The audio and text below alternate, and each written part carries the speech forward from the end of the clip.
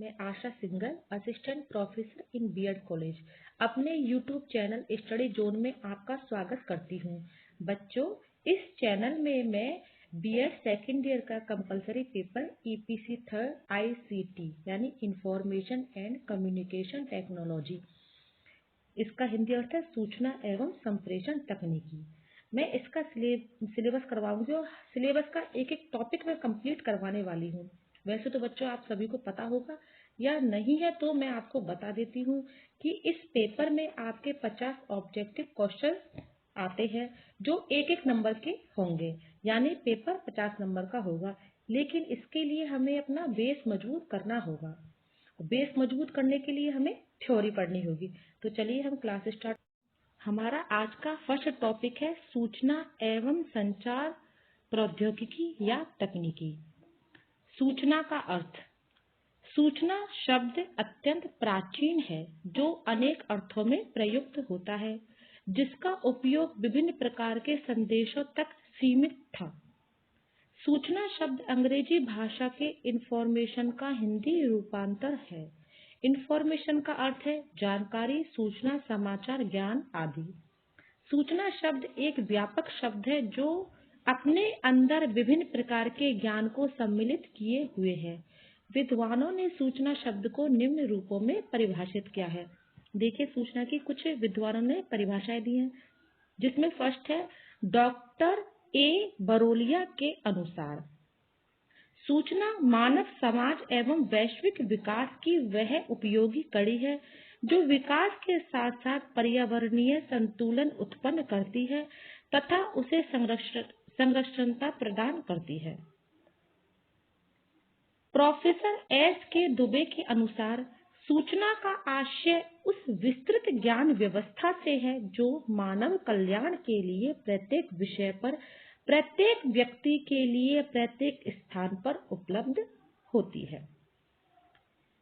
जब जानने वाले और जानकार के बीच अंतःक्रिया होती है तो सूचना की उत्पत्ति होती है। अब आगे देखिए, सूचनाओं का स्वरूप, concept and nature of information. सूचनाओं की प्रकृति के विषय में देखा जाए तो सूचनाएं प्राय विश्वसनीय एवं वैध पाई जाती है, अर्थात वही सूचना मानी जाएगी जो विश्वसनीय हो और वैध हो। सूचनाओं की प्रकृति वैज्ञानिक होती है। वर्तमान समय में कुछ सूचनाएं पूर्ण रूप से वैध एवं विश्वसनीय होती है। उन सूचनाओं के आधार पर सभी व्यवस्थाओं को संचालित किया जाता है।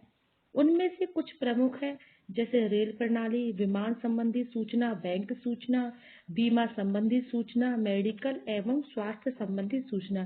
जैसे देखो, हमें अगर किसी रेल के बारे में जानकारी लेनी है कि वो किस टाइम पे जाती है, उसका टाइम क्या है, उसके टिकट के बारे में जो भी है, विमान के बारे में हमें जो भी कुछ सूचना लेनी है, बैंक के बारे में सूचना लेनी है, तो ये सारी सूचनाएं वैलिड होंगी, ये सही होंगी, ये गलत नहीं हो सकती।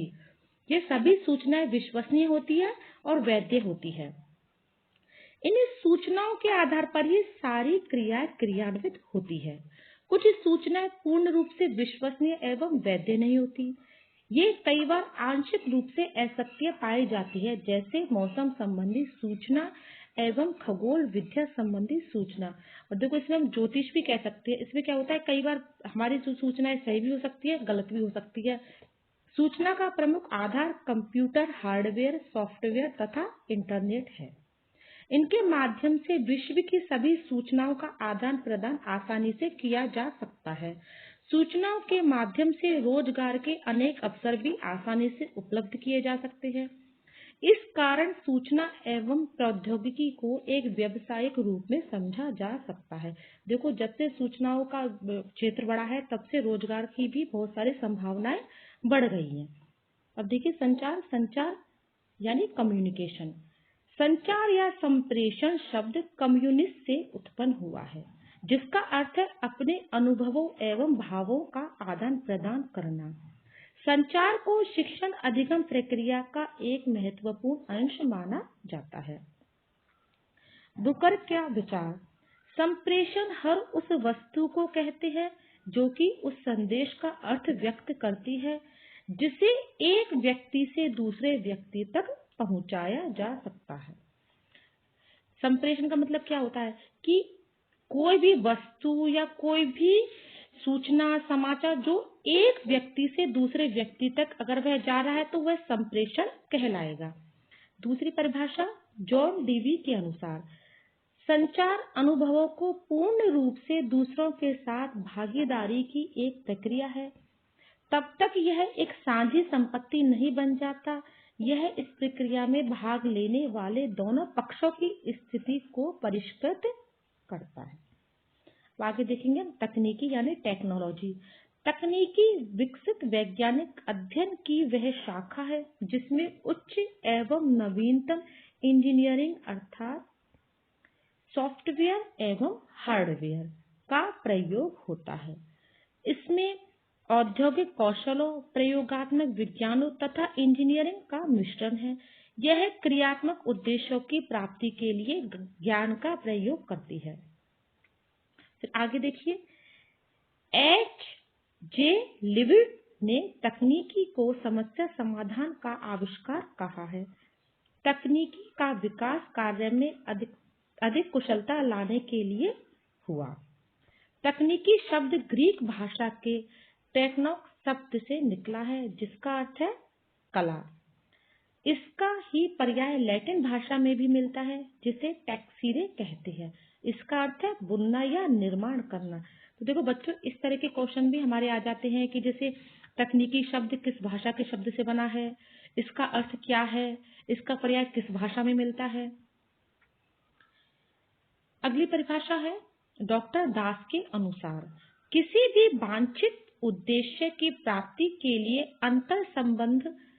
अंतर संबद्ध अवयवों को वैज्ञानिक ढंग से सुसंगठित करने की प्रणाली को तकनीकी कहा जाता है।